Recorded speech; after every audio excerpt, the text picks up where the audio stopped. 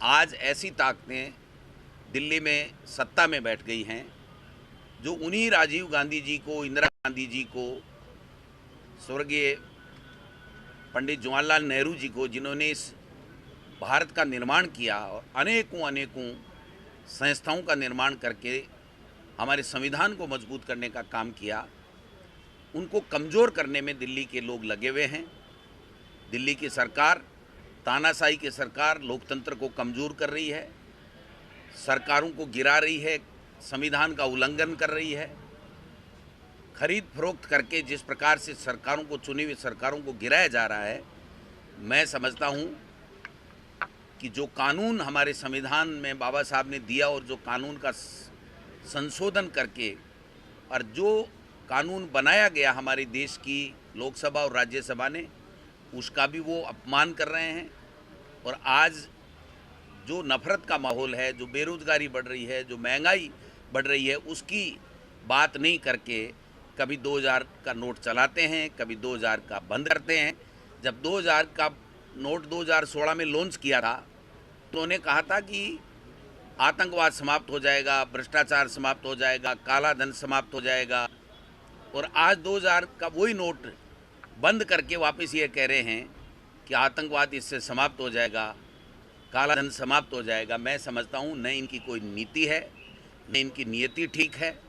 ये केवल देश के जो लोगों के जो मुद्दे हैं, और 9 साल बाद में जो देश का युवा पूछ रहा है कि हमारा रोज़गार का क्या हुआ,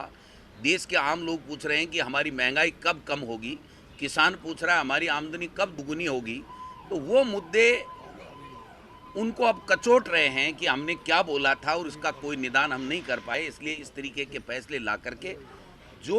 2000 का नोट बंद किया है, आर्थिक मंदी में हमारे देश को ले जाएगा। पुनः जैसे तैसे करके 2016 से पटड़ी पे हमारी अर्थव्यवस्था जो आई थी, उसको अब वापस छिन्न भिन्न करने का काम देश के प्रधानमंत्री कर रहे हैं। हम लोग पूछना चाहते हैं कि जब 500 और 1000 का नोट बंद किया, जब देश के प्रधानमंत्री ने आकर के कारण गिराए और वो कारण सही नहीं हुए, इसलिए आज प्रधानमंत्री नहीं कह करके और रिजर्व बैंक से गाइडलाइन जारी करा दी, वित्त मंत्री ने भी नहीं बोला, तो ये स्पष्ट इनकी मंशा है कि केवल और केवल चुनाव के लिए ये इस तरीके के षड्यंत्र लाते हैं, इस तरीके के फैसले लाते हैं, जिससे कोई भी देश की पॉलिटिकल पार्टी, पहले तो चंदा नहीं लेने देते थे और अब चंदा भी नहीं लेने देते हैं, और किसी भी तरीके से उनको कैसे क्रेज किया जाए, पॉलिटिकल जो विपक्षी पार्टियां, उनको यही एक चीज़ उनके ध्यान में रहेगी। बाकी न देश है, न देश की अर्थव्यवस्था का ध्यान में है, न देश के लोगों के जो मुद्दे उनको ध्यान में है। इसलिए हमने सबने, कांग्रेस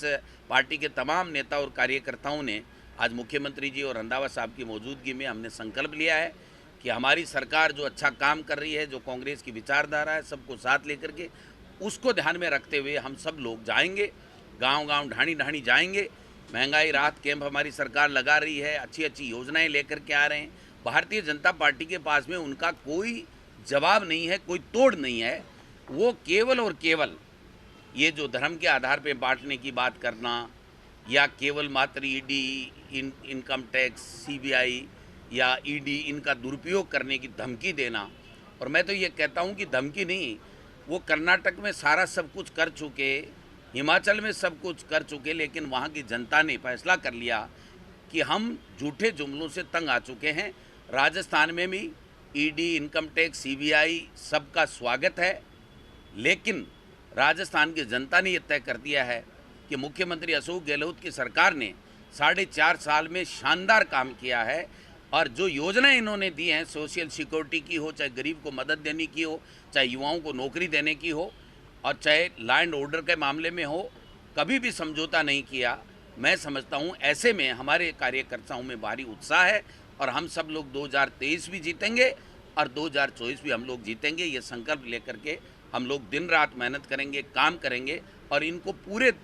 देश में और प्रदेश में एक्सपोज करेंगे कि इनको केवल सत्ता के लालची हैं, सत्ता के लालची भेड़िए के रूप में जनता इनको अब देखने लग गई है। इनका कोई वास्ता नहीं है बेरोजगारों के रोजगार से, महंगाई से, या किसी भी बात से इनका कोई लेना देना नहीं है। ये संकल्प हमने आज लिया है कि हम जाएंगे